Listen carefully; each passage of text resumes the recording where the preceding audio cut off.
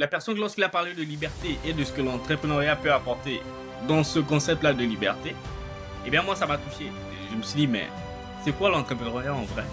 Pourquoi choisir d'entreprendre plutôt que de vous contenter d'une vie simple en cherchant un bon travail, tu vois? Je peux vous dire aujourd'hui, c'est grâce à l'entrepreneuriat que j'ai eu à faire des grandes rencontres. J'ai rencontré des millionnaires. L'entrepreneuriat, c'est que ça te donne en quelque sorte, c'est la liberté. Tu peux t'élever parce qu'en ce moment, vu que je suis dans l'immobilier, je peux décider, je voyage demain. Je n'ai pas un programme d'un travail qui me dit non, tu ne peux pas le faire. Vous voyez, je travaille avec mon propre temps en ce moment. C'est aussi ça, cet avantage que l'entrepreneuriat donne. Et nous devons en parler très souvent parce que souvent les gens pensent que l'entrepreneuriat, c'est difficile. C'est vrai, c'est difficile au début surtout. Mais lorsque tu automatises le système, tu vas voir que c'était mieux de se lancer que de rester dans le salariat. Quand tu regardes la RDC, de par sa démographie, vous voyez qu'il y a plus de jeunes que de vieux. Et ces jeunes-là, quand on a plus de jeunes que de vieux dans une population, cela signifie c'est comme un actif, comme on dit. Et il fallait savoir comment le transformer en une certaine valeur ajoutée pour notre pays. Alors c'est alors que j'ai lancé à partir de Kinshasa un incubateur de start-up qui permettait à des jeunes notamment de pouvoir se former, développer des start-up et puis avoir accès au financement.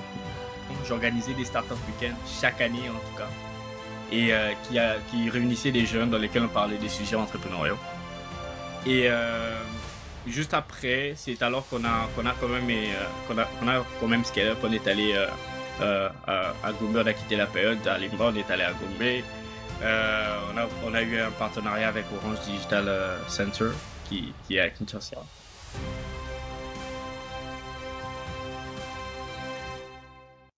Bonjour à tous et bienvenue dans un nouvel épisode du SNT Show.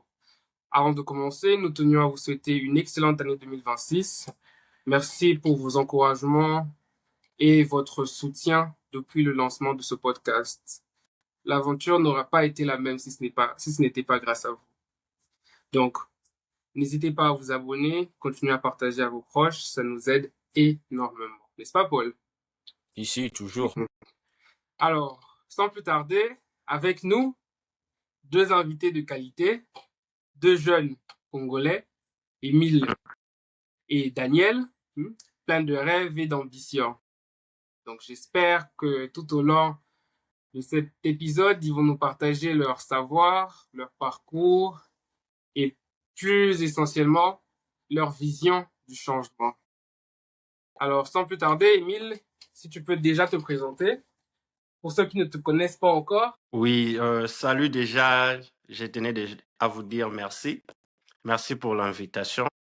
On a eu le temps de visualiser ce que vous faites déjà et on tenait à vous encourager. Des fois, c'est difficile de trouver du temps pour le faire, mais votre consistance nous motive aussi. Moi, c'est Émile Akoto, jeune entrepreneur vivant aux États-Unis. J'entreprends plus précisément dans l'immobilier ainsi que dans le voyage. C'est vrai qu'on aura le temps de parler de ça tout au long du podcast. Mais pour ma petite histoire, je suis arrivé ici en 2016, là où je vis, aux États-Unis. Et j'ai eu à passer mes études. J'ai eu à me spécialiser sur le business management. Et après avoir fini cela, c'est là que je me suis lancé en immobilier. C'est un peu ça mon histoire. Donc tu es déjà agent immobilier, quoi. Oui, l'histoire concernant l'immobilier, c'est un peu long, mais je vais le rendre bref. En 2021, je me suis lancé en immobilier en faisant l'investissement, pas comme agent. Donc, acheter des appartements, revendre, acheter, fixer et faire louer. Mais c'est cette année que je me suis dit, vu qu'il y avait un grand besoin, non seulement dans la communauté, mais aussi dans la ville où je suis en train de vivre, je me suis décidé d'être cette personne pour apporter un appui pour ceux-là qui n'ont pas de connaissances en immobilier pour investir, mais aussi pour toute personne qui veut acheter ou bien vendre sa maison, mais il a du mal à savoir que faire. Donc, je me suis placé comme le centre pour accompagner ces gens. Donc, en ce moment, je suis agent immobilier certifié dans l'État de Iowa. Wow. Et tu as quel âge comme ça? L'âge, on est dans le 26. Waouh, ça c'est fort. Non, ça, c'est beaucoup, hein. C'est beaucoup des choses accomplies déjà. Surtout dans cette génération. Yeah. On aura l'occasion d'en parler. Mais On aura franchement, l'occasion d'en parler. super, super. Et toi, Daniel, si tu peux te présenter? Exactement. Moi, c'est Daniel Rayborn. Je suis un jeune entrepreneur, notamment aussi premièrement. C'est ma première fonction. Au-delà de ça, actuellement, je suis au Canada, mais je navigue entre les États-Unis et le Canada souvent. Bon, jeune entrepreneur beaucoup plus dans le domaine du voyage comme Émile. Après, c'est premièrement mon partenaire avec qui on a une entreprise une agence de voyage premièrement. Et au-delà de ça, moi, je suis beaucoup plus, au lieu de real estate, moi, je suis dans la finance. C'est là que je me spécialise, notamment, j'ai aussi une startup en finance qui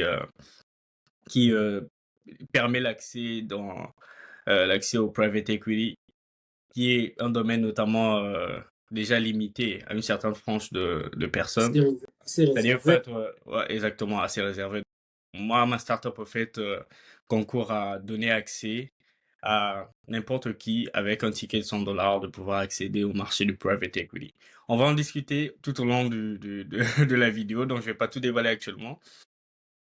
Pour la petite histoire, je sais pas si je dois le faire maintenant. Non, vas-y. Exactement, pour la petite histoire, tout démarre à partir de Kinshasa en RDC.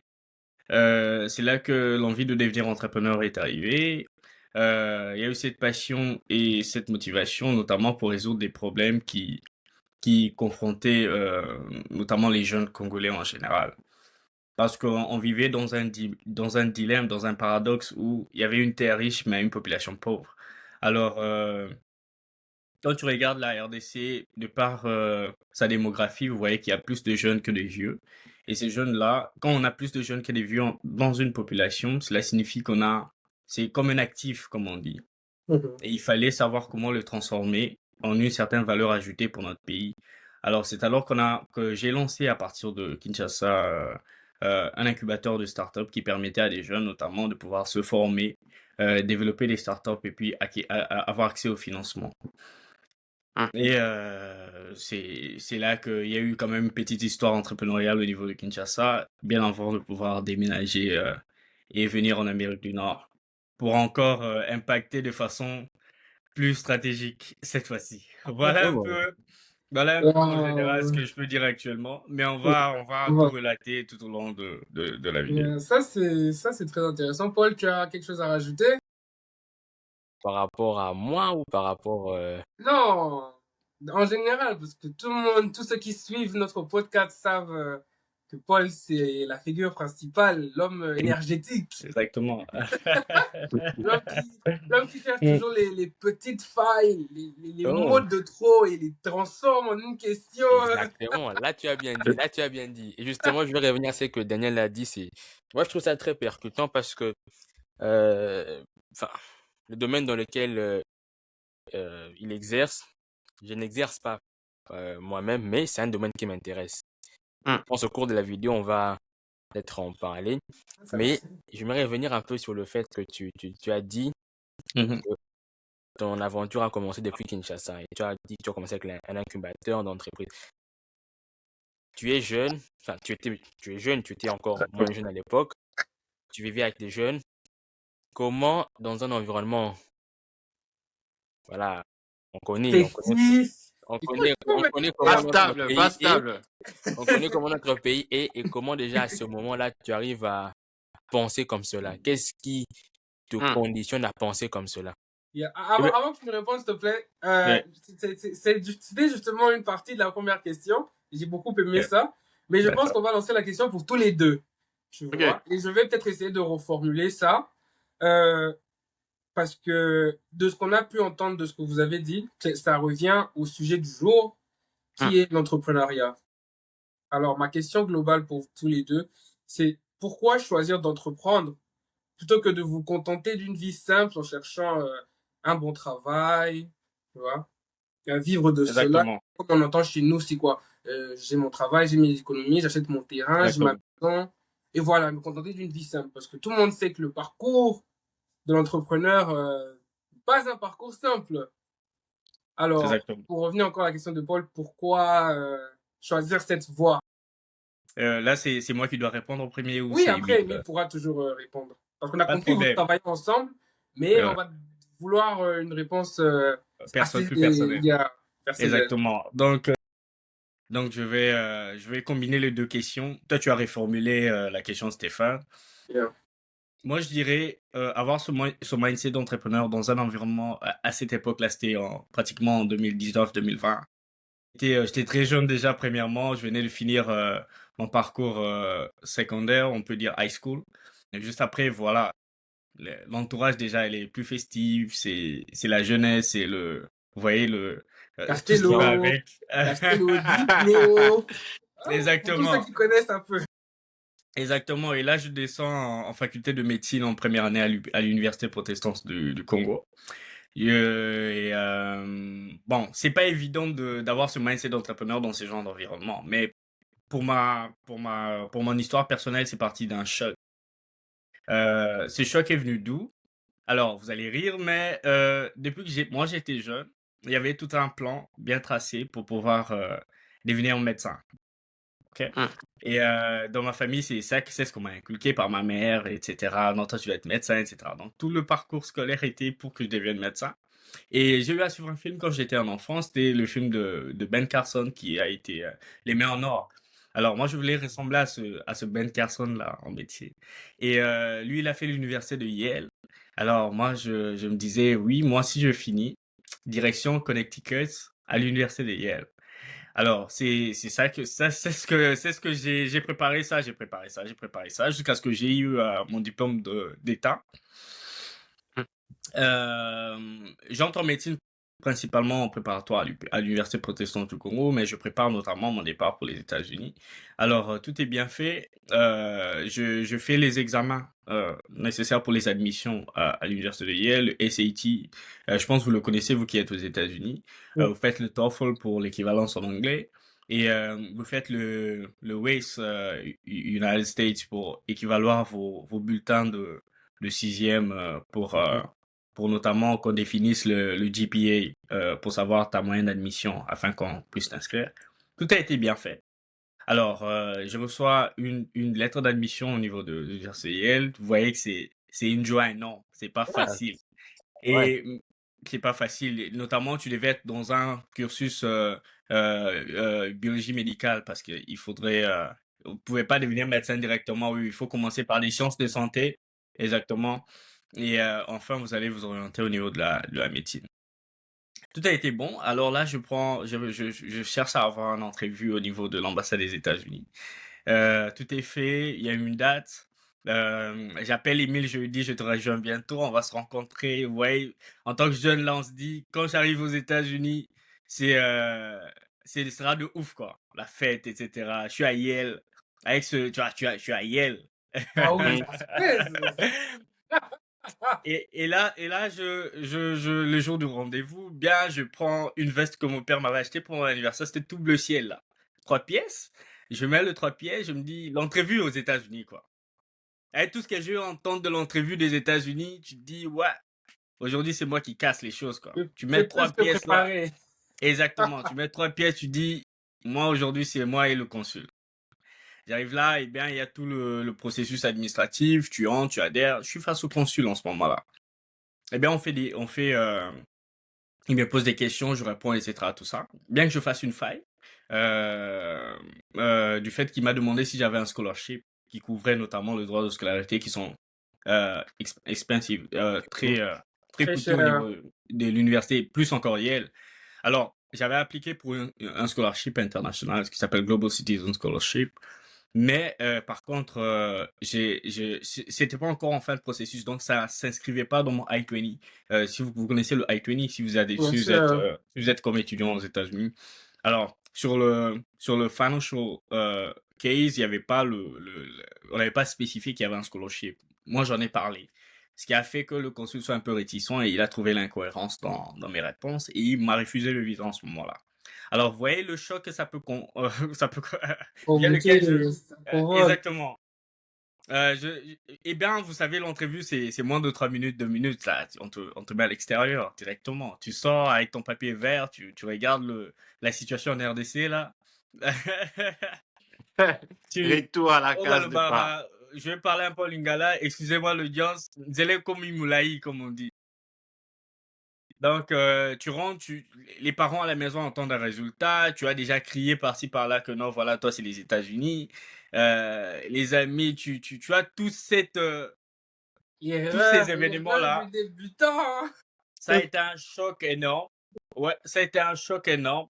Je sais pas si les oncles Avec quelque chose avaient eu pour la toi, nouvelle mais que. Et là, je me dis, bah, je suis à terre, quoi, parce que tu n'as plus de projet d'avenir, parce que c'était ça ton plan, en fait.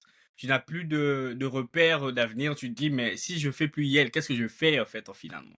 Je continue à l'université protestante du Congo, c'était pas ça le plan. Hein, tu regardes, tu te dis, et la situation au pays, tu te dis, bah, il n'y a plus rien à faire, quoi. Tu es désespéré, tu n'as plus comme je dis, tu n'as plus de repères, et c'est en ce moment-là, quand je pensais que tout était vraiment à zéro dans ma vie, que Émile, par contre, il m'a envoyé un podcast. Voilà pourquoi je suis dans ce podcast, parce que je pense que ça peut édifier d'autres personnes. Émile m'a envoyé un podcast C'était d'un entrepreneur camerounais comme ça. Il parlait d'entrepreneuriat, etc. J'ai entendu un seul mot, c'était le mot liberté. Eh bien, on parlait de liberté. Pas seulement. En fait, j'essayais de trouver une explication sur le fait que comment c'est une personne, la décision d'une personne, qui peut mettre un point sur mon projet de vie. C'est ça que je n'arrivais pas à comprendre. Comment une personne peut dire non et tout le plan que moi j'ai fait durant plus de 10 ans tombe à l'eau. C'était incompréhensible en ce moment-là. Alors, la personne, lorsqu'il a parlé de liberté et de ce que l'entrepreneuriat peut apporter dans ce concept-là de liberté, eh bien, moi, ça m'a touché. Je me suis dit, mais c'est quoi l'entrepreneuriat en vrai? Et, j'ai commencé à me former. Là, je vais prendre plus de temps si j'expliquais comment je me suis formé, en quelque sorte. Je commence à me former, etc. Et bien, je regarde, je dis, ah, ok, en tant qu'entrepreneur, la plus grande mission, c'est de trouver le problème. C'est à travers le problème qu'il y a l'opportunité. Et si vous vivez à Kinshasa, quand vous sortez de la porte, il y a le problème déjà qui est là. Devant- donc ça Dès revient que vous à ce sortez, qu'on on se disait, Paul, l'air de King exactement. déjà. Même dans votre sommeil, même, même dans votre sommeil, il y a un problème. Du fait que vous pouvez dormir, il y a du bruit à côté, etc. Tout ça. Donc, les problèmes sont partout. Et si vous êtes entrepreneur, vous apportez juste la solution face à ce problème. Et en ce moment-là, vous apportez une certaine valeur ajoutée autour de la solution et vous pouvez vous pouvez upgrade, etc. Alors, je regarde les problèmes. J'ai commencé par mon problème à moi, premièrement. Je me suis dit, mais comment, euh, euh, euh, qu'est-ce que je peux améliorer dans mon problème à moi, qui était d'aller dans une entrevue de visa et puis à recevoir un échec juste comme ça. C'est que dit la préparation, etc., tout ça, des conseils, tout ce qui va avec. Là, il faudrait se préparer pour l'entrevue de visa, il faudrait tout ce process-là pour être admis à l'université, etc. Je me suis dit, OK, c'est un problème fréquent aussi. Lorsque vous allez à l'ambassade des États-Unis, il y a tellement de chèques que vous allez voir vos pairs à côté qui ont réussi à échouer. Euh, donc, je me dis, bon, OK, on va développer une agence de voyage notamment qui conduit ces jeunes-là à pouvoir réussir leur entrevue de visa. Je dis, si moi j'ai échoué, peut-être je peux apporter mon expertise d'échec. Alors, Émile aussi, vu qu'il est aux États-Unis, je lui en parle, etc. On dit, OK, on développe un service qui va aider notamment les jeunes. Émile sera la couverture au niveau des États-Unis, moi au niveau de Kinshasa. Comme ça, le narratif, il est quand même complémentaire. Moi, je peux dire Yeah. que non, voilà. Moi, je vous prépare. S'ils disent que non, mais toi, t'es à Kin, comment tu prépares quelqu'un? Je dis non, on a quelqu'un aux Émile, il est là. États-Unis. Hey, Émile. Ça, c'est pratiquement nos débuts. Mais entre-temps, au-delà de ça, je me dis, OK, il y a aussi un incubateur. Comment des jeunes peuvent rester comme ça, sans avenir? Parce que moi, je voulais trouver, en fait, la lumière au bout du tunnel, en fait, pour moi-même. Mhm. Là, je me suis dit, OK, c'est mieux qu'on se réunisse entre jeunes. C'était à Lemba, dans une période d'un ami, Eloge Kachama. c'est avec lui qu'on a fondé l'incubateur startup. C'était dans sa période à lui. C'est-à-dire, on réduisait des jeunes dans lesquels on parlait justement de l'entrepreneuriat. Seulement, c'est parti de là. Après avoir parlé, on s'est dit que non, il fallait former. Après avoir formé, on a dit que non, il fallait lancer des startups. Après avoir lancé des startups, on s'est dit qu'il fallait les financer. Après avoir les financer, on s'est dit qu'il fallait trouver des méthodes de scalabilité pour Mhm, mhm. et l'expansion. Agrandir et tout. Ouais. Mais Exactement. C'est qu'il faut. à ce moment-là déjà, Hmm. est-ce que vous générez déjà des revenus ou c'était encore la phase Exactement. de Ma test? stratégie s'est basée simplement, premièrement, au début, vu qu'on avait la période gratuitement, moi, quand je réunissais des jeunes pour les former, il fallait avoir cette compétence de vente, en fait. Chose que moi, j'ai découvert lorsque j'ai embrassé l'entrepreneuriat, ça a été une chose quand même innée en moi, Ok. d'avoir la facilité de pouvoir vendre ce que j'ai. Et moi, je vendais simplement les formations que moi-même j'ai suivies. Je savais comment les reformuler dans des phrases de vente. Et il y avait des jeunes qui adhéraient. Et en tout cas, ça m'a permis de découvrir un côté de moi que j'ignorais.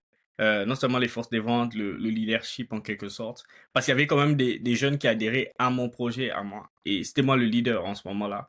Et tu vois, quand tu es jeune, tu n'as pas grand-chose en poche. Je roulais pas avec une Jeep Akin, je prenais une moto. Donc, lorsque tu prends une moto, tu quittes, c'est pas Gombe, c'est Lemba, Rigini, dans une période, et qu'il y a des jeunes qui adhèrent dans ce contexte-là, c'est pas quelque chose à négliger quand même. Mhm. Et là, comment je vois qu'il y a des jeunes qui me suivent, je me forme encore plus. J'essaye de trouver encore plus de partenaires. Et là, le départ notamment, c'était sans financement. On réunissait juste des jeunes. Quand on a commencé à vendre des formations, les jeunes qui ont payé des formations, on a utilisé cet argent de formation pour leur aider à lancer les startups. Et il faut pas oublier aussi que le réseau, il est très important. Moi, j'avais un réseau d'une personne quand même mieux positionnée. C'était premièrement Émile, qui était aux États-Unis. Lui qui était déjà aussi quand même mieux positionné par rapport à moi et qui était comme notre business angel de départ. C'était l'investisseur providentiel. Donc, s'il y avait une startup qui a atteint une certaine maturité pour encaisser un investissement extérieur, il y a Emile qui entre en jeu et qui apporte un certain investissement. Et là, ça crée notamment l'image.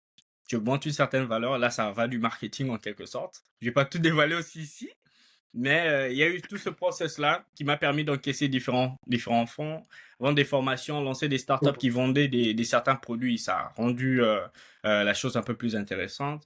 Et là, tu passes dans différentes universités. Parce que moi, j'ai descendu dans une université, l'Unikim qui était à côté, par exemple.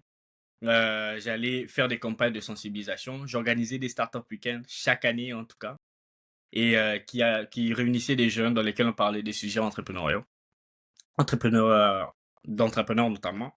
Et juste après, c'est alors qu'on a quand même qu'on a quand même scale up. On est allé à Gombe, on a quitté la période. À Limba, on est allé à Gombe. On a eu un partenariat avec Orange Digital Center qui est à Kinshasa pour former des jeunes dans le secteur de l'entrepreneuriat.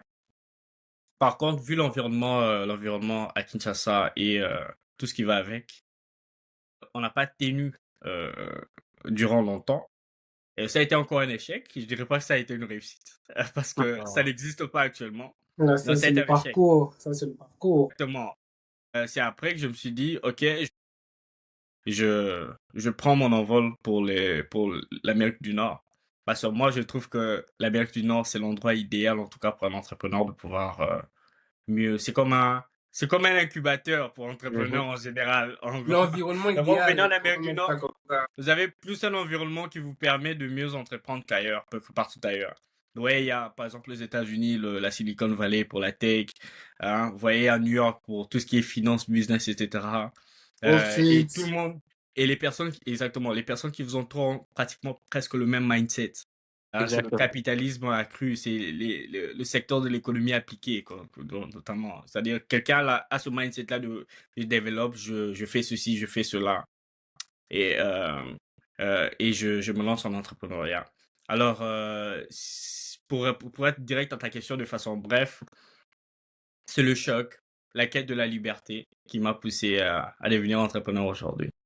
En bref, Ça, c'était très merci. beau. C'était très, très beau. Ça, c'est vraiment le parcours typique d'un entrepreneur qui déjà vise le succès et qui est déjà en train de marcher vers le succès. C'est juste une question de Non. temps. Mais ce qui est assez incroyable, c'est que il le fait dans un environnement qui non seulement ne lui est pas favorable, mais autour de lui, les gens n'ont pas ce mindset parce que Non, c'est souvent son histoire, c'est on le incroyable. dit, ton environnement peut t'impacter énormément. Exactement. Si tu es, on va dire, tu n'es pas assez studieux, mais que tu t'entoures uniquement des gens studieux, que tu le veuilles ou pas, à un moment donné, ça Exactement. te met. Et je me rappelle des fois à l'UPC, parce que moi j'ai fait l'UPC, Daniel venait nous raconter souvent ce qu'il faisait. Et nous on rigolait à cette époque-là. On rigolait, on se disait, mais lui il va où comme ça, hein? La vie est déjà assez compliquée. Lui il va où comme ça? Et au finish, tu vois, le temps lui a donné raison. Certes, il n'est pas encore arrivé à cette finalité, mais il sait que aujourd'hui les gens vont rire, demain les gens vont se poser des questions, et après les gens vont commencer à imiter. C'est toujours comme ça. Oui. Donc on prend tout ce qui vient, vous nous encouragez, on aime, vous nous critiquez, on prend, et ça va nous forger. Mais par contre, juste ajouter un élément, il faut être très discipliné. Ça, c'est très important. Il faut vraiment être très discipliné lorsque vous êtes entrepreneur parce que c'est pas facile d'être d'abord entrepreneur parce que vous avez des attaques régulières.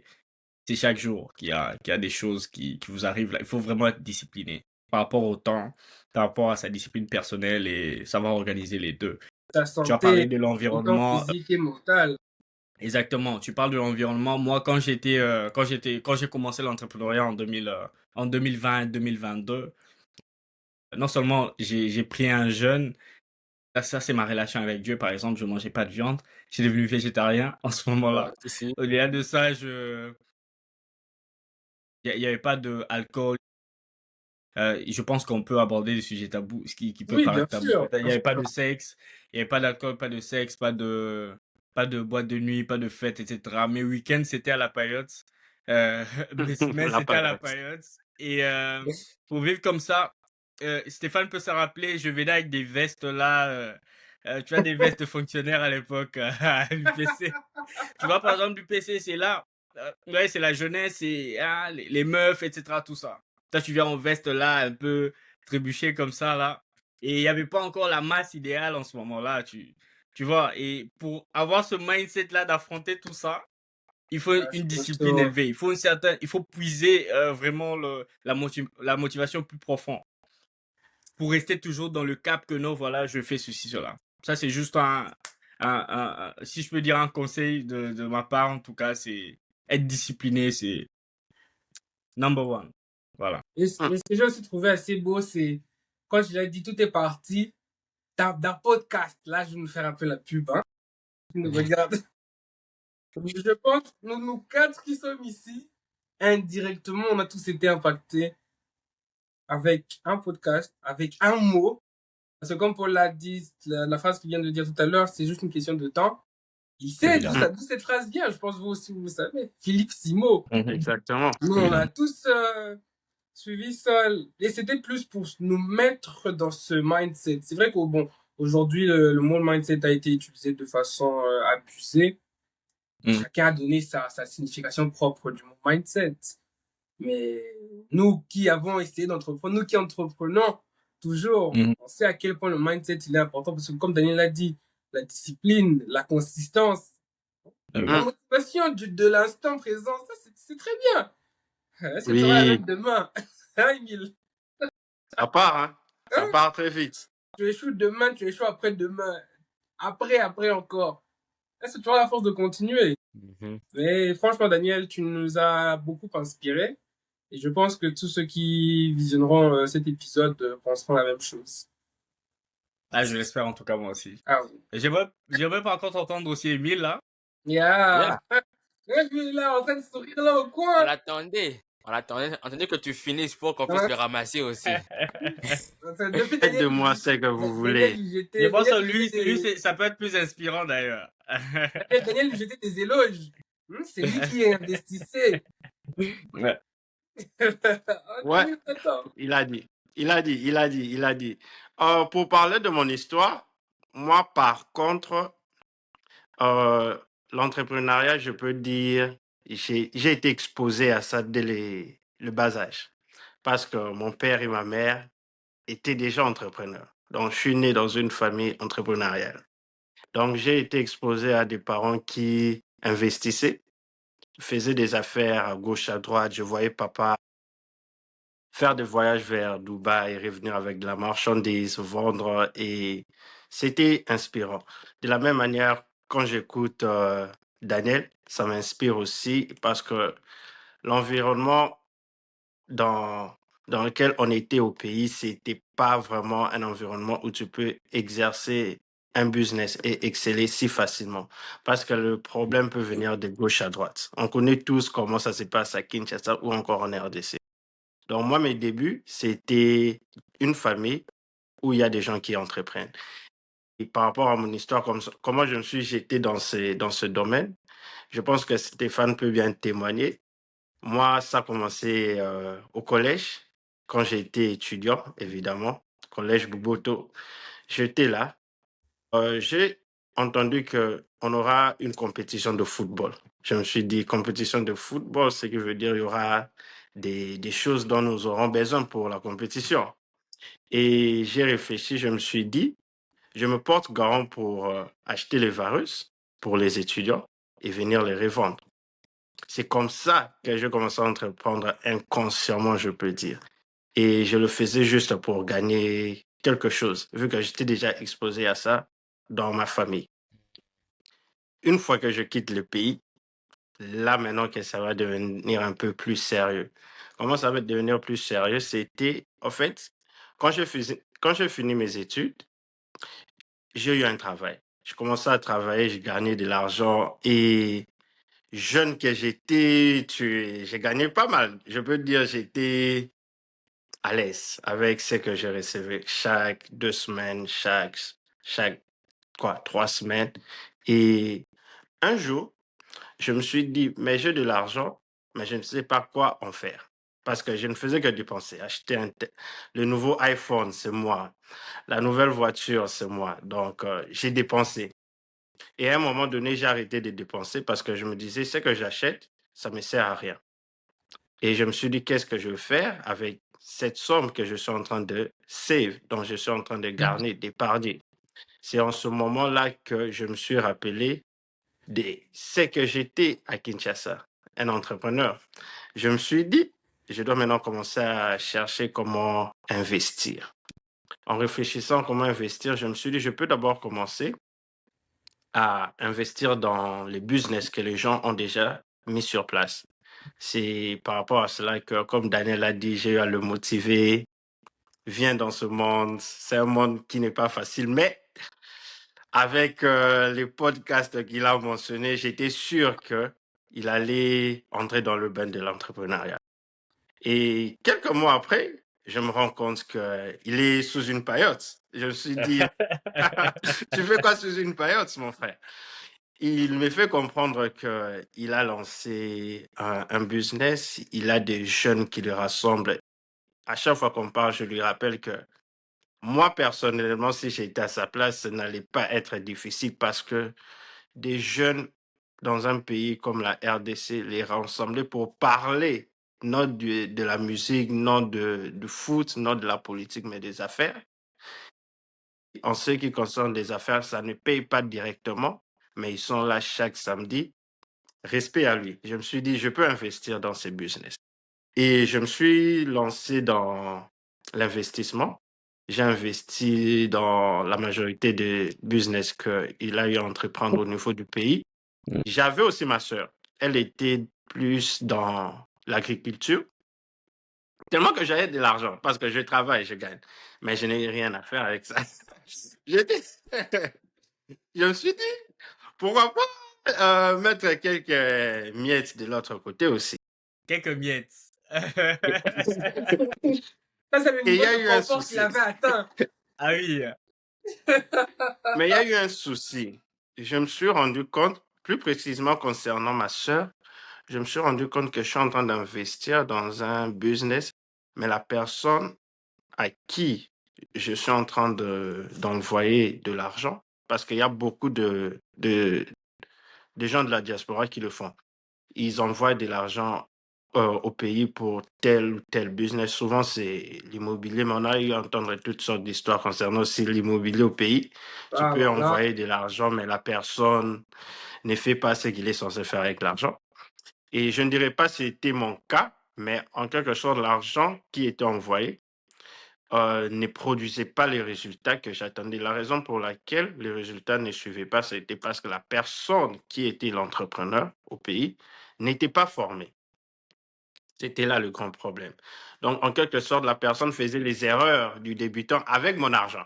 C'était un grand dilemme. Et je me suis dit, je vais prendre d'abord une pause. Je vais essayer maintenant d'investir là où je me trouve.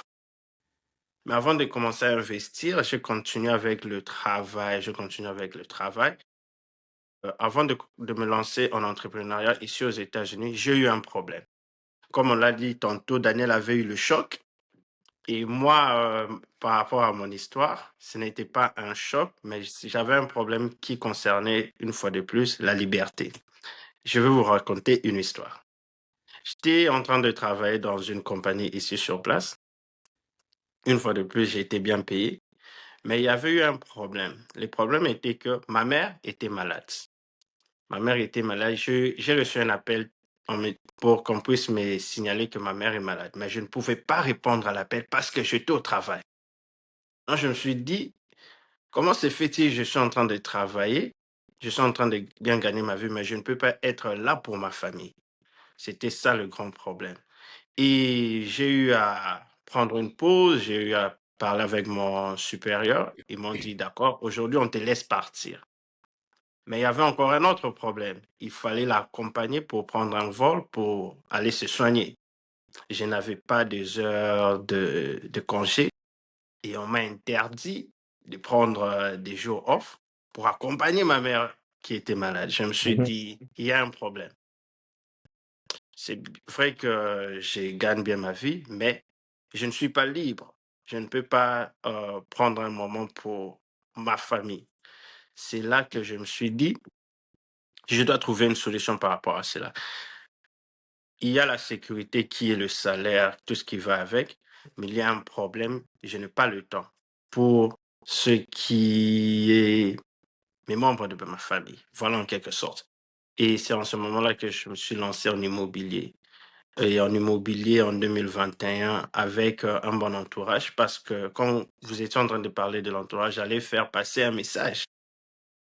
Et il y a un sage qui a dit, You are the average of the 5 people you spend the most time with. Donc, tu es le résultat des 5 personnes avec qui tu passes le plus de temps. Si tu passes plus de temps avec des fêtards, tu es le prochain fêtard. Si tu passes plus de temps avec des pasteurs, peut-être que tu vas commencer à toucher la Bible à gauche, à droite. Et si tu passes plus de temps avec des entrepreneurs, bien des millionnaires, tu es le prochain dans la liste. Et je me suis bien entouré, merci, parce qu'il y a eu une dame qui était mon mentor en entrepreneuriat. Elle m'a dit, Émile, mais l'argent que tu es en train de garder à la banque, il faudrait utiliser ça pour autre chose. C'est là qu'avec des vidéos à gauche, à droite, essayer de voir dans quoi je peux me lancer parce qu'il ne faut pas juste se lancer pour se lancer. Mais je pense qu'on va entamer ce sujet-là bientôt parce que je crois bien que Stéphane voudrait vraiment s'attarder sur comment choisir et tout le reste. Euh, non. Mais- parce que c'est ce qui est Et bien voilà. c'est ce qui est bien avec Ouais, ce vas-y. que tu dis. Et ce qu'on aime avec justement notre podcast, c'est que on peut bien avoir un plan prédéfini, mais à l'allure des choses, on va, euh, comment dire, improviser sans forcer. Parce que pour la Exactement. plupart d'entre nous, on n'a pas parlé à chacun depuis un bon moment. Très, Bien sûr. très bon moment, je crois. Émile et moi, la dernière fois, on s'est vu, c'est quand il est rentré à Kin en 2021, peut-être 21. 2021. Daniel, certes, on a des réseaux, mais on n'échangeait pas tant que ça. Mais là, on voit que la discussion, elle est très fluide. D'où même, je faisais une blague, justement, je me disais, on aura peut-être une partie 2 parce que je suis sûr que Exactement. d'ici Moi, je avant qu'on le dirais, finisse. Moi, je dirais, c'est lorsque la préparation rencontre l'opportunité, toutes les lignes vont s'aligner, comme on le dit. Parce que je doute fort si chacun d'entre nous était dans autre chose qui est l'entrepreneuriat, on allait se rencontrer ici pour en parler. Donc, j'ai dit toujours, le plus important, c'est de se lancer. Peu importe le domaine, mais si tu sens dans ton cœur que je dois me lancer dans telle chose, n'attends pas la perfection. Parce que tu peux attendre la perfection, le bon moment n'arrive jamais. Moi, souvent, je dis à Daniel, parce qu'on discute très souvent, je lui dis, un entrepreneur, c'est une personne qui se jette son parachute. Je crois bien que vous tous, vous connaissez bien cet adage. Il crée le parachute. Et voilà. Et, et il crée son parachute alors qu'il est en train de descendre. Et quand tu te lances, c'est en ce moment-là que tu vas commencer à comprendre que, oh, il manque telle chose, je dois fixer ça. Mais si tu ne te lances pas, tu ne pourras même pas savoir ce qui peut être fixé. Voilà, c'est pour cela, on parle, j'ai un livre que j'aime bien lire, c'est Lean Startup. Et dans ce livre, on nous parle de MVP, Minimum Valuable Product. Et là, ça concerne la vente. Lorsque tu veux vendre un produit, tu ne dois pas avoir le produit exact. Tu dois juste avoir un produit mère. Et avec ces produits-là, tu pourras maintenant commencer à modifier par rapport au retour que tu es en train de recevoir des clients. Donc, c'est un peu ça. Donc, moi, le grand souci, c'était j'avais besoin de la liberté. J'avais quelques billets dans mon compte bancaire et malgré cela, Toujours bien de malgré, rappeler.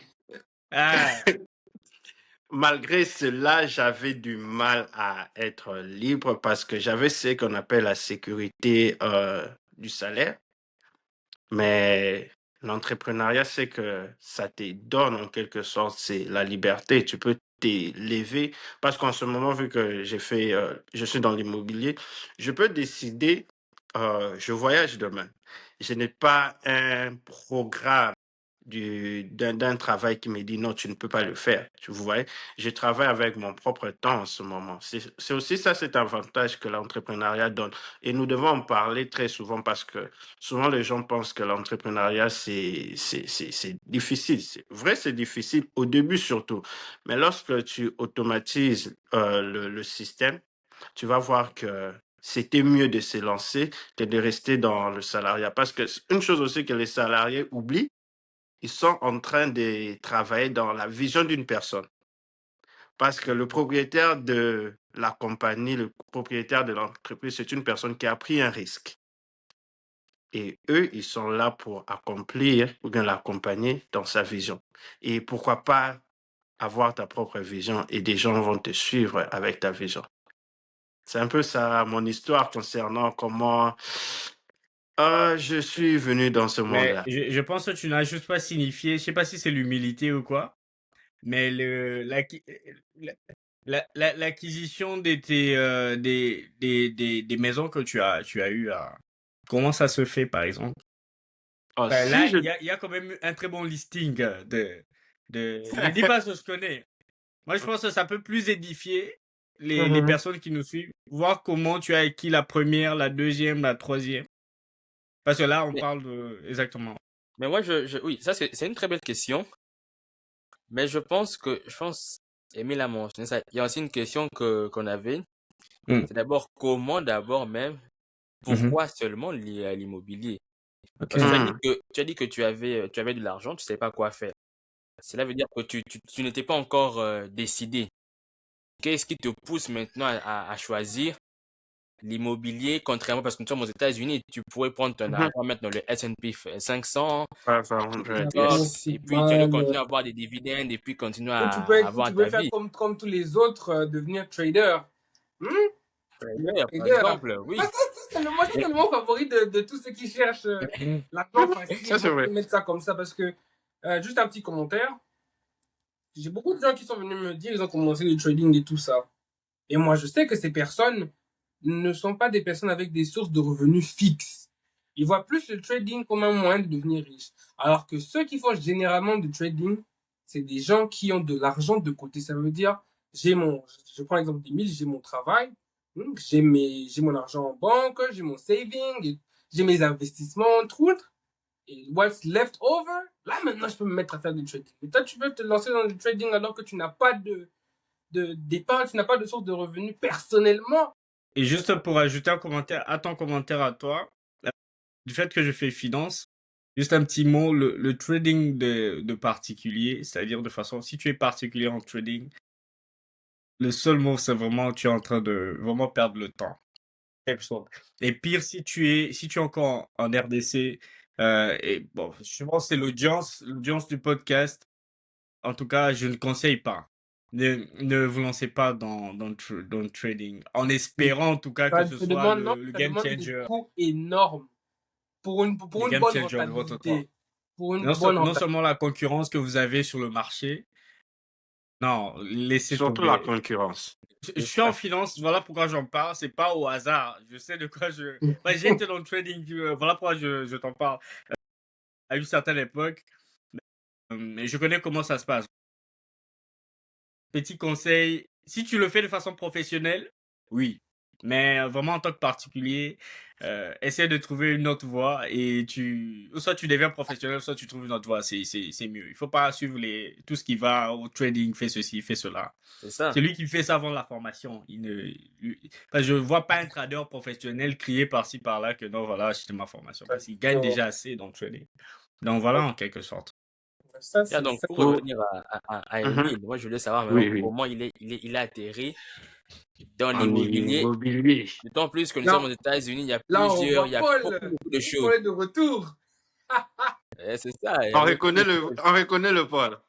Il y a le Je me dropshipping même, rappelle. il y a le e-commerce, il y a tout, tout, tout. Hein, Stéphane, petit clin C'est d'œil. ça. Il y a le dropshipping, il y a Ah, le l'e-commerce, c'est beaucoup de dropshipping, on choses. en parlera. Oui, oui, oui. Pour rebondir à la question de Paul, je me rappelle du grand Paul. C'est lui qui aime trop compliquer les invités.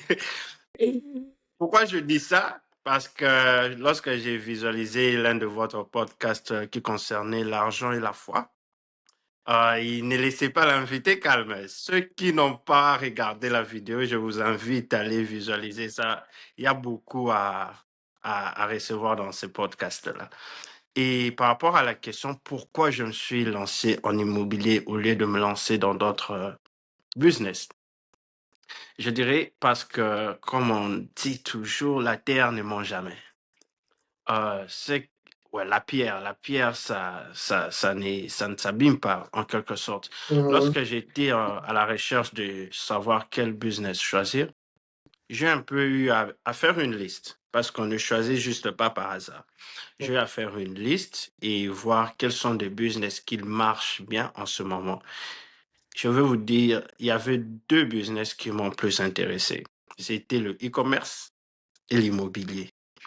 Mais pourquoi je me suis plus lancé en immobilier? Parce que moi, lorsque je me lance en entrepreneuriat, je ne fais pas un business juste pour moi-même. Je pense à une génération suivante, mes enfants, ma descendance, en quelque sorte. Oui, oui, oui. C'est pas parce que souvent, on peut faire quelque chose, on peut investir dans quelque chose et les fruits de la chose dans laquelle nous investissons, c'est notre descendance qui en profite. Voilà un peu. Donc, quand j'ai regardé, j'ai vu que l'immobilier, je peux commencer à acquérir de biens en ce moment. Et ce qui est bien avec l'immobilier aussi, c'est tu peux utiliser l'argent des autres. La banque. Ouais, là, ça devient encore plus intéressant l'affaire en question. Tu peux utiliser l'argent de la banque pour acquérir des biens. Malheureusement, au pays, l'histoire est un peu différente parce que lorsque tu veux lancer un immobilier au pays, il faut ramener un grand apport. Mais ici, la banque peut te demander 5, 10, maximum 20% de la somme de la maison. Je vous donne un exemple. Disons, il y a un building de 4 appartements, ou 6, ou 10, mais on va se limiter à 4. Un building de 4 appartements et ça coûte, disons, 200 000 dollars. Voilà. Tu n'auras pas à payer tous les 200 000 dollars pour acquérir ce bien. Non. Ce que la banque fait, la banque nous facilite à acquérir de biens. En fait, tu n'auras à apporter que 20%, qui est de 40 000. Mais si tu as encore du mal à apporter 20%, il y a des stratégies de système où tu peux apporter que 3,5% à 5%. Ok. Exactement. Oui, là, maintenant, ce sont des pépites que je donne dans ma formation. Ah, si, Ah, si. Il faut bien mais commencer. juste pour aujourd'hui, je vais le donner à notre audience parce que c'est un cadeau de Noël. Nous sommes en plein Thank you, festival. thank you, thank you. Comment ça fonctionne? Disons par exemple, il y a un building de 4 appartements. Si tu achètes ce building-là, tu fais louer 3 appartements et tu vis dans l'un des appartements, la banque ne va pas te demander 20%, mais elle va te demander 3,5%, maximum 5%. Et on quitte des 40 000, vous comprenez bien que là, on est à 10, 15 000 maximum. Voilà, donc vous aurez à... Et je crois bien que toute personne peut, avec un bon management de l'argent, peut avoir cette somme-là. Car c'est la discipline comme Daniel a mentionné. Et lorsque je me suis rendu compte que la banque peut me financer, malheureusement, pas malheureusement, moi, le premier investissement que j'ai eu à faire, c'était pas seul. Tantôt, je vous ai parlé de mon mentor. On a eu à investir ensemble. On a eu à investir ensemble et nous, on n'a pas eu à vivre dans l'un des appartements, ce qui veut dire on a eu à mettre comme apport 20%. On a fait du 50-50. Elle a apporté sa part, j'ai apporté ma part. Ensemble, nous avons eu à acquérir ce bien. Mais voici maintenant la beauté de l'immobilier. C'est là maintenant que les choses deviennent plus intéressantes. La banque te finance une grande partie qui est de 80 à 90%. Mais c'est bien que tu achètes, ce sont les locataires qui les payent à ta place.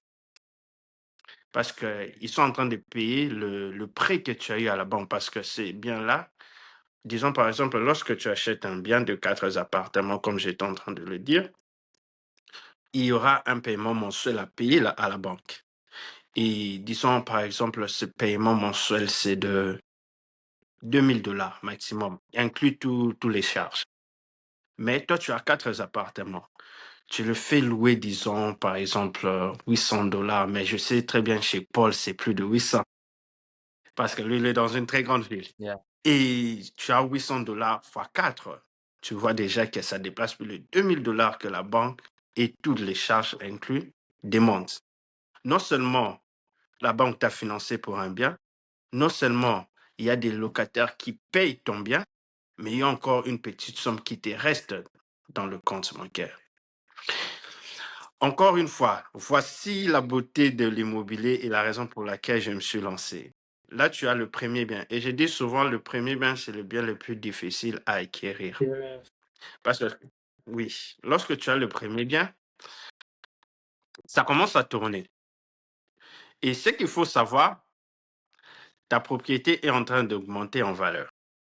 Parce que si c'était 200 000 lorsque tu l'as acheté, les propriétés montent en valeur. Ça dépend de la saison, mais ça sera plus 200 000, ça va devenir 250, 300.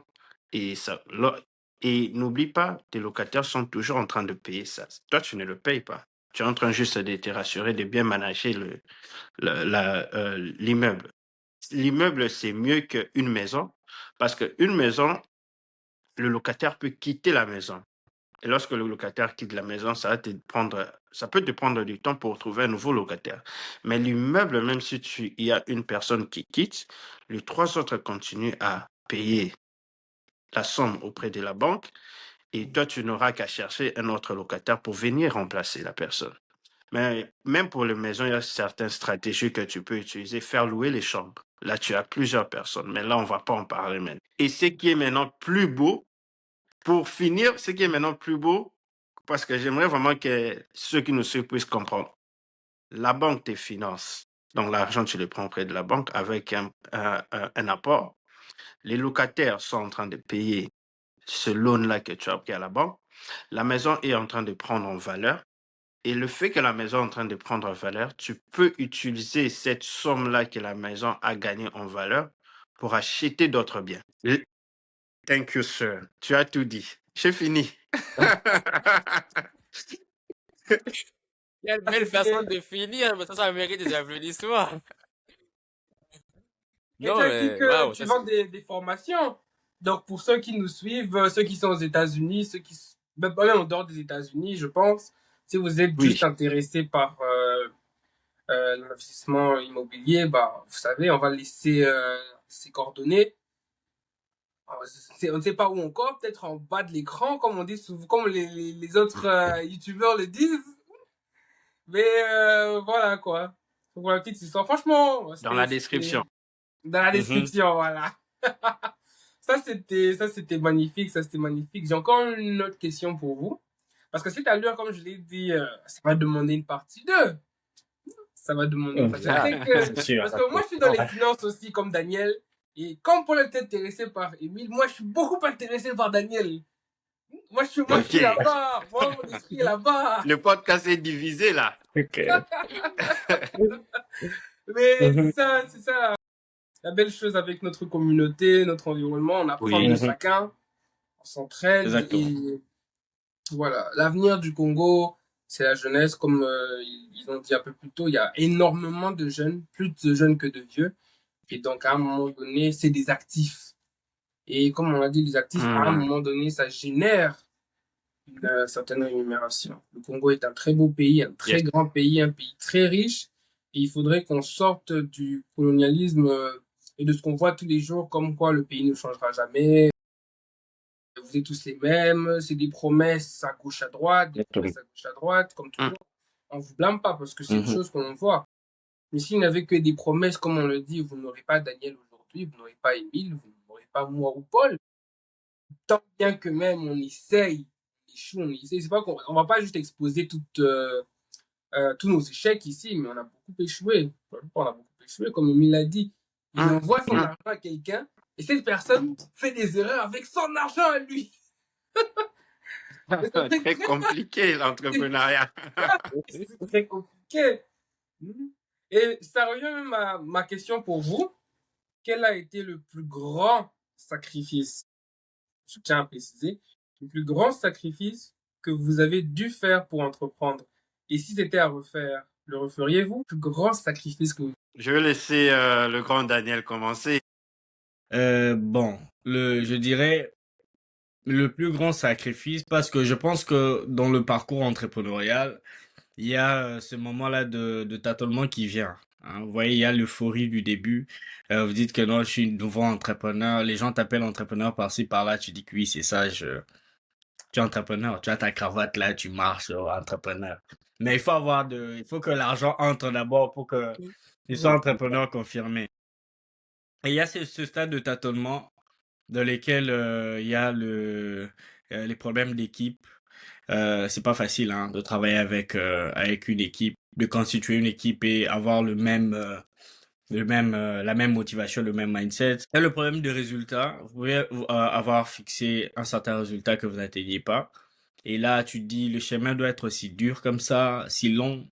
Et bon, quand tu entreprends, bien que tu sais que le chemin sera long, mais tu ne réalises pas que ce sera long sur l'instant. Tu sais que c'est long, mais le réaliser, c'est autre chose, vous voyez. Et je dirais donc, pour répondre à ta question, le sacrifice que j'ai le plus fait, c'est vraiment d'avoir pas, si je dis profiter de la jeunesse. Parce que moi, comme je l'ai dit, j'ai commencé en 2020. J'avais tout au plus 19 ans. C'est à 19 ans vraiment que tu peux dire que non, je profite de ma jeunesse. Bah oui. Hein, c'est le pic. Bon. Mais je me suis privé de vraiment beaucoup de choses. Hein. C'était vraiment entrepreneuriat seulement. Et ça, c'est un sacrifice. Donc, savoir quand les autres font autre chose, ils sont là, voilà, ils profitent. Hein. Toi, tu es là, tu es focus entrepreneuriat. Et après, tu te dis que non, voilà. Après, lui peut faire ça et il se retrouve après. Toi, comme Émile l'a dit, il a dit entrepreneuriat, c'est sauter d'un avion et faire son parachute pendant la descente. Donc, toi, tu peux faire le parachute comme ça marche pas. tu t'écrases. Ce qui dit que tu t'es privé de ce dont tu t'es privé durant ton parcours n'aura servi à rien. Et ça, c'est un risque. Donc, c'est ça aussi l'entrepreneuriat, la notion du risque. Mais je dirais vraiment le plus grand sacrifice, c'était ça, de rester, de se priver de certains luxes, enfin, de refuser le confort, si je peux le dire comme ça, bah, pendant une certaine période, afin de pouvoir se concentrer à 100% sur l'entrepreneuriat. Le résultat le développement de mes startups, de mes entreprises et ainsi de suite. Ça, c'est un sacrifice, je pense que tout entrepreneur doit faire parce que l'entrepreneur ne peut pas vivre comme tout le monde. Déjà, il faudrait savoir économiser, c'est-à-dire dépenser moins de ce que tu gagnes. Savoir manager, tu peux pas, entrepreneur, tu peux pas faire n'importe quoi avec, parce que tu représentes d'abord, en tant qu'entrepreneur de startup, tu représentes l'image de ta startup en fait. Mhm. Donc, on peut pas te voir, tu peux pas dire que non, voilà, moi je forme des gens et on te retrouve après dans une boîte de nuit en train de dilapider de l'argent, soit de prendre du cognac et avec des meufs autour. Non, ça marche pas. Vous voyez? Et avec les réseaux sociaux actuellement, les images circulent rapidement, hein. C'est ça. Tu peux pas être entrepreneur et puis on voit, tu deviens Balthazar dans les réseaux. Donc Monsieur. c'est un point, ce sont des éléments de discipline qu'il faudrait intégrer et ça, c'est un sacrifice énorme. Le personal Il branding, faudrait comme on refaire, dit. exactement, s'il faudrait le refaire, je le referais. Parce que c'est ce qui m'a permis d'être là où je suis actuellement.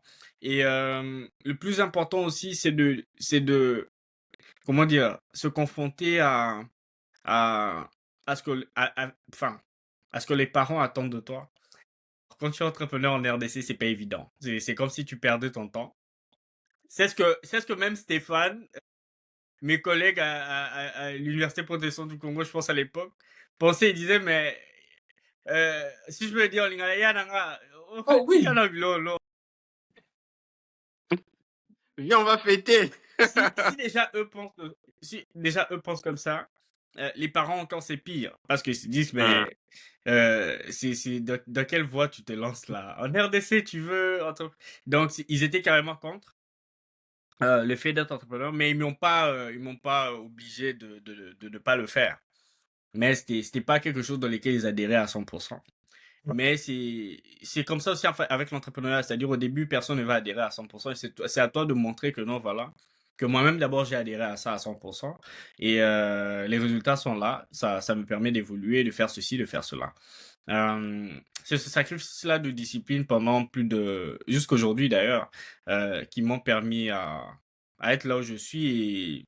Mais s'il faut le refaire, je pense que je le referai à 100%. Parce il faut, le- la zone de confort, il faut l'éviter. Entre 20 et 30 ans, en tout cas, c'est pas le moment de chercher le confort, c'est le moment de se bâtir et de construire. Et Bien sûr. le plus grand sacrifice, je pense, pendant ces périodes, c'est l'inconfort. Euh, C'est-à-dire se discipliner. C'est toujours mal. Même pour aller à la gym, espérer un résultat, il faut se soulever. Stéphane, je sais de quoi je parle parce que lui, je vois souvent, il fait quand même des vidéos on le fait d'ailleurs ensemble, Oui. même moi aussi j'en fais. Donc, il faut souffrir un peu, transpirer. Ce n'est que quand les muscles chauffent, c'est en ce moment-là, tu peux respirer un bon résultat sur la durée. Il faut rester constant. Ça, c'est un sacrifice. Et ce n'est que ce sacrifice-là qui apporte le résultat. Donc, ne pas chercher le confort, rester dans le confort, c'est un sacrifice. S'il faut le refaire, je le referai. Voilà ce que je peux dire par rapport à cette question-là. Ça, c'était magnifique. Comme toujours, hein. Ça t'a appris l'art de l'éloquence. Il a tout dit. Il a tout dit. Je ne sais même plus quoi rajouter là. T'as dépouillé.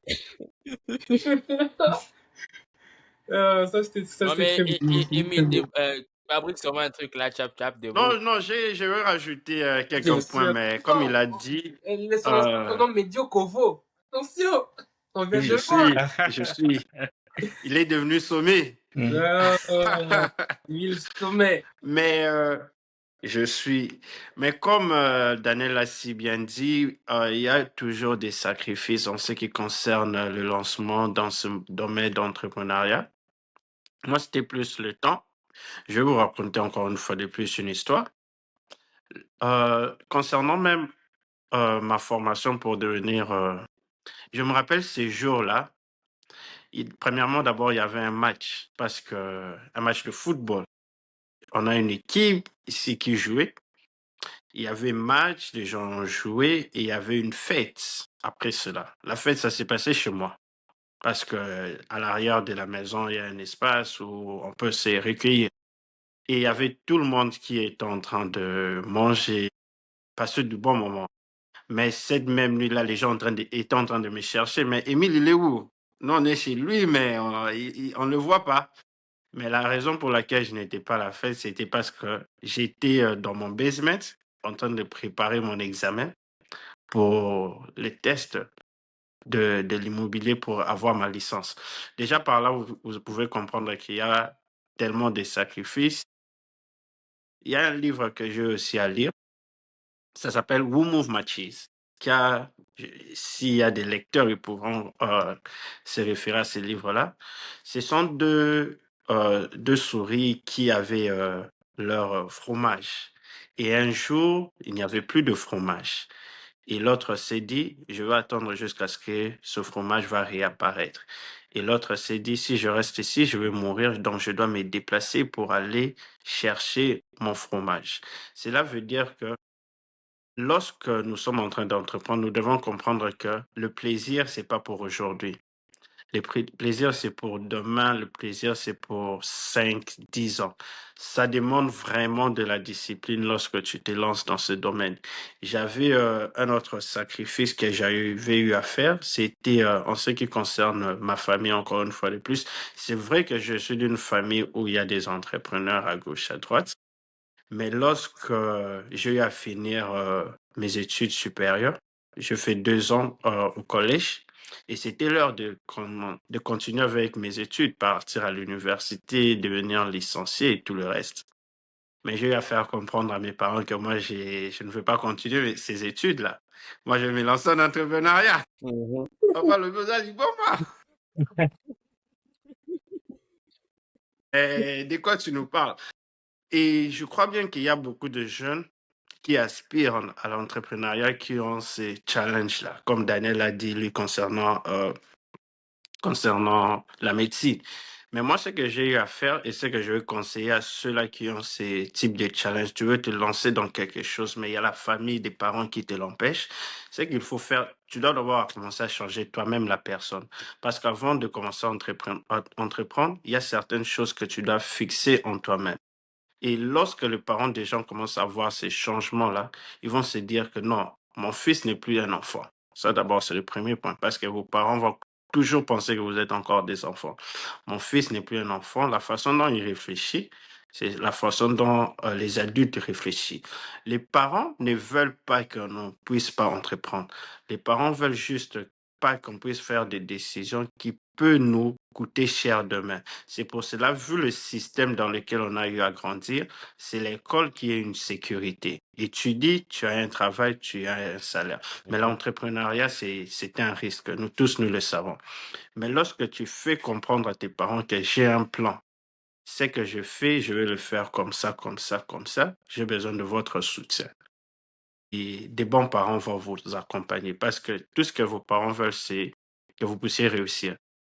Même les joueurs, c'est la même chose. Nous connaissons lorsque tu veux te lancer dans le foot au pays, souvent c'est compliqué. Mais lorsque tu leur fais comprendre que malgré le fait que je me lance dans le foot, je vais toujours garder mes valeurs, ils seront là pour nous accompagner. Donc c'était ça. Et autre chose aussi que nous devons comprendre, le sacrifice, ça nous forge. Le sacrifice, ça nous transforme, ça crée un caractère en nous. Et si ça demandait que je puisse refaire ce parcours, je vais toujours l'accepter parce que je peux vous dire aujourd'hui, c'est grâce à l'entrepreneuriat que j'ai eu à faire des grandes rencontres. J'ai rencontré des millionnaires.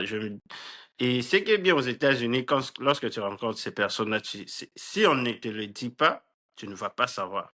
Parce qu'ils sont simples, mais tu te dis, mais quand tu rencontres ces genres de personnes, tu te rends compte aussi que si cette personne est arrivée là, moi aussi, je peux arriver là. La raison pour laquelle à chaque fois que j'ai cette opportunité-là, je parle de l'immobilier pour faire comprendre aux gens aussi que si moi je peux le faire, you can do it too.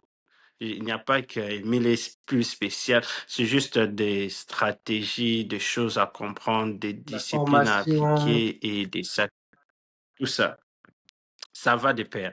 Donc, moi, j'ai vraiment sacrifié le temps, beaucoup de temps. Il y avait des moments où j'ai passé tout mon temps à lire des livres, vous voyez. Et ces pratiques-là d'aujourd'hui, c'est ce qui va nous aider dans le futur. C'est un peu ça concernant le fait de si ça demandait à refaire, est-ce qu'on va le refaire? C'est ce que je peux rajouter sur tout ce que Daniel a eu à dire. Non, mais ça, vous avez, tu as bouclé la boucle. Donc, J'espère que Paul n'aura pas de questions compliquées à m'envoyer après ce Non, non, il non, faut pour passage. la non, non, partie non, que, non, non, non. parce que à ce stade, mais on ne peut pas vous laisser juste partir comme ça. La partie 2 sera là. Elle doit être là. Je pense pour les même avis que moi, Il doit avec être son là. sourire là, il doit être là. Il doit être là parce que j'ai des questions, mais au vu du Eh bien, temps, on et s'est dit, aussi, bon, non, on va y revenir parce que on n'a pas parlé en profondeur de certains sujets qu'ils ont entrepris parce que, comme je le disais, on espérait qu'ils nous partageraient aussi leur savoir, ce qui est le cas déjà. Je sais qu'ils ont lancé Masterclass Academy, Butterfly, X-Tour, Travel Intelligence, et comme Daniel l'a mentionné pour sa plateforme de finance Freefolio. Donc je sais que c'est des choses qui vont plus qu'intéresser les gens. On en parlera un peu plus à la partie 2. déjà moi-même déjà. Ah, nous d'abord en off, et maintenant la On est partie 2. déjà là d'abord. Ok. Franchement, c'était super. Merci beaucoup, Daniel et Émile. Vous avez été des invités de qualité.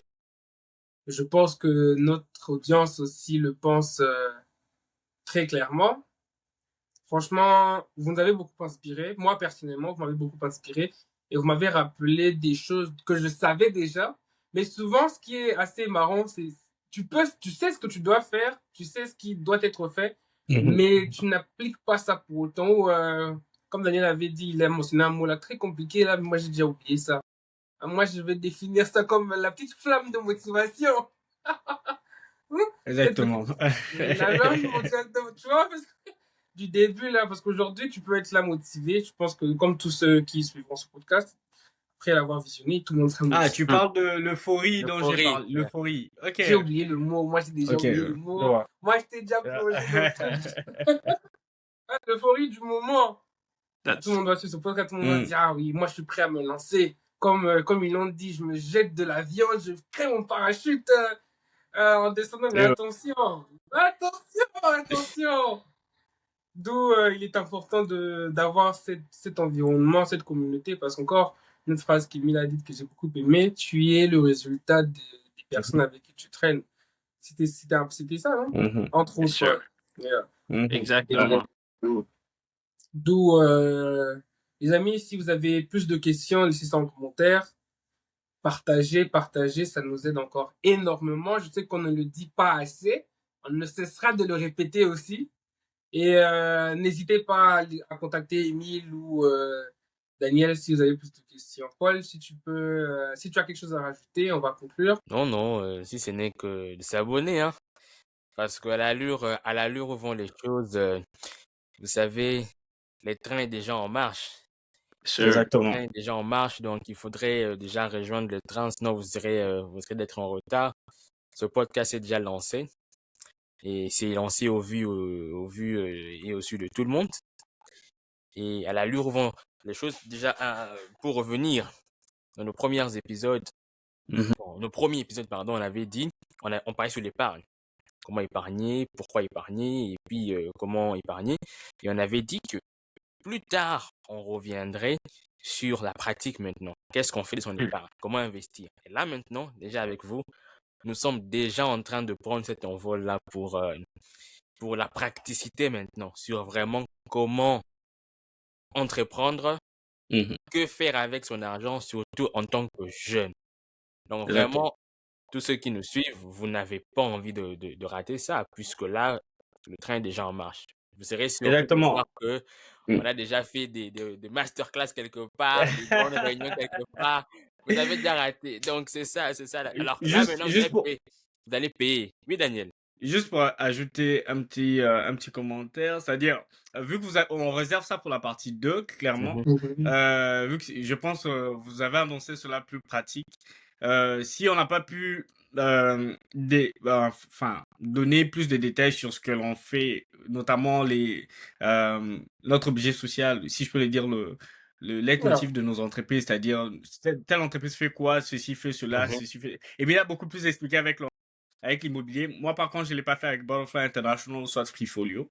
Donc, je pense à la partie 2 si on me donne l'occasion, je pourrais détailler et les gens pourront comprendre, en fait, Là, Exactement. comment j'ai c'est pu plus, ça, bien c'est plus pour que structurer les gens ça. soient Lancer. déjà Exactement. dans l'environnement, tu vois, qu'ils soient dans le Dans le right bain. mindset, Exactement, oui, oui, oui. right Juste mindset. ça, juste signifier ça au cas où il dirait, mais il n'a pas donné, il nous a pas dit comment il a fait, qu'est-ce qu'il fait exactement dans les L'homme à la détails. belle cravate Je pense la garde les partie secrets 2. pour lui-même.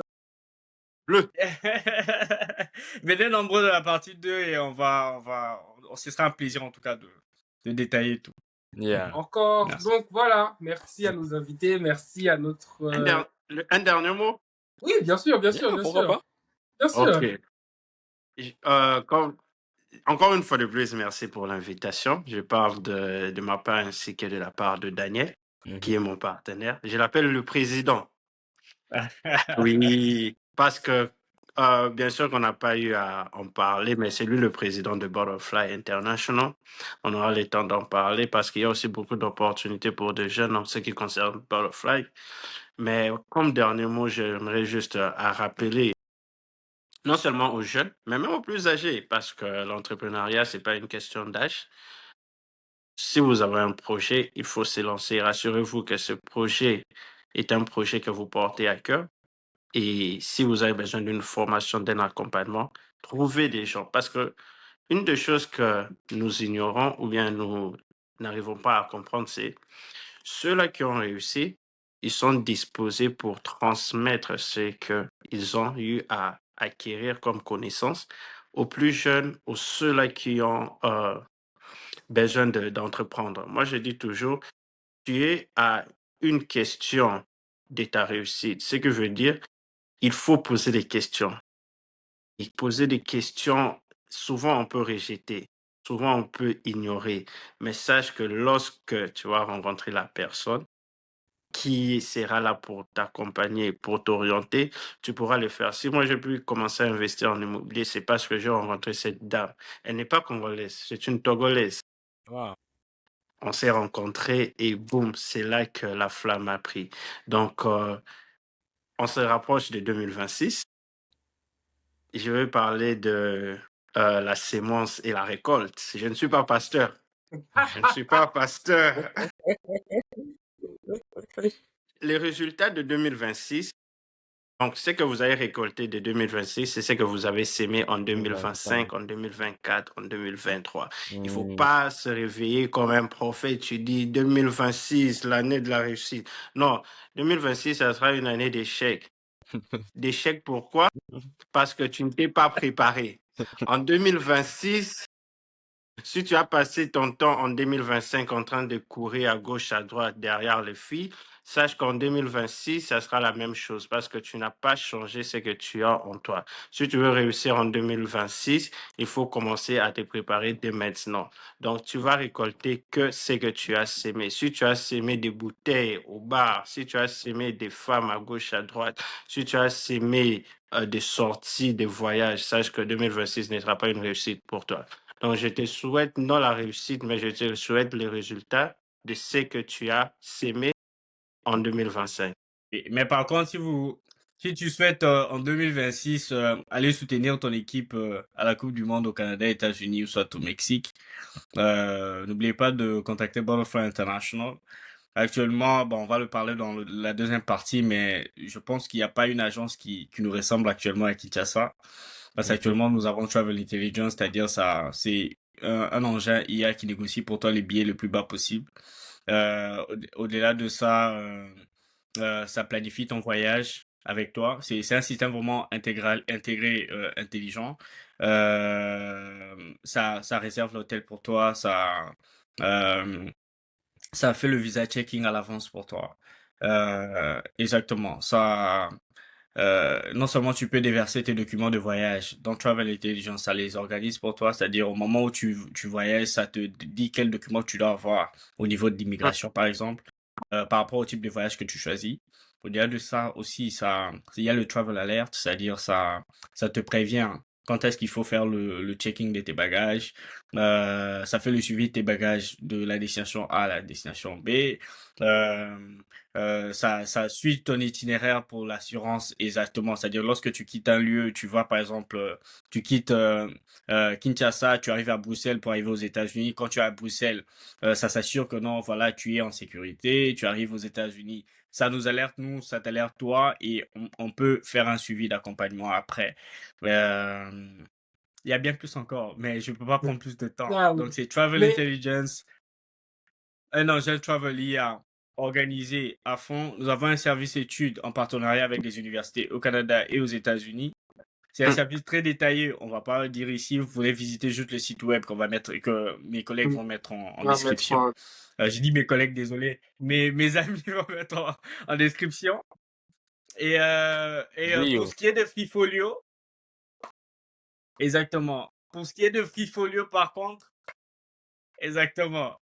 Pour ce qui est de Freefolio, la plateforme de private equity, euh, ça c'est vraiment très détaillé, très technique, parce que ça intègre la blockchain et l'intelligence artificielle. La blockchain notamment pour tokeniser l'actif, parce que ça émet des gestions, mais aussi pour créer des smart contracts qui lient l'investisseur avec l'entreprise qui vient chercher du financement, qui vient lever des fonds.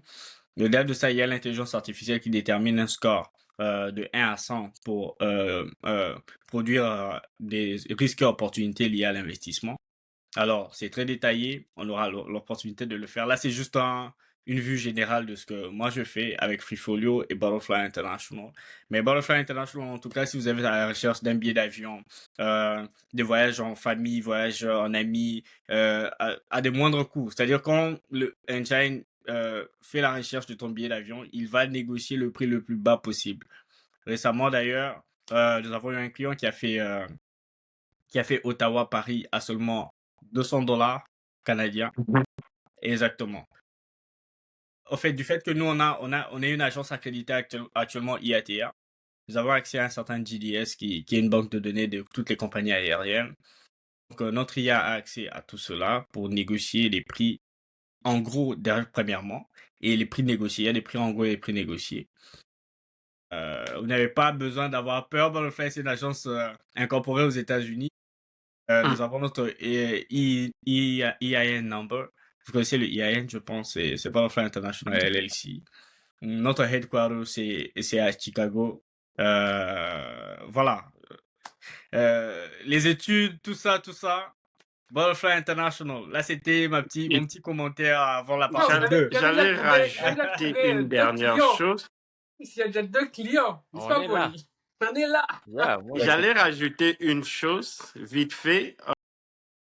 Pour ceux qui nous suivent, j'aimerais qu'ils puissent mettre en commentaire partie 2. Et ceux-là qui mettront en commentaire partie D, j'ai, comment on appelle ça, un PowerPoint qui détaille un tout petit peu comment investir en immobilier. Et ceux-là qui vont commenter, je vais leur envoyer ça gratuitement à travers Stéphane ou encore moi-même, d'abord, je vais Paul. commenter d'abord. Je vais d'abord commenter. Et ils ont un accès gratuit de 90 jours dans Travel Intelligence. Non, non, moi, je Yes. commande Ouais, il déjà. y a un membership de $199 USD, mais c'est 90 jours gratuits qu'on peut offrir à tout celui qui commente notamment la publication, qui partage d'abord, qui s'abonne, qui partage, qui commente. Tout Partie à 2. fait. Oui, Voilà, déjà. exactement.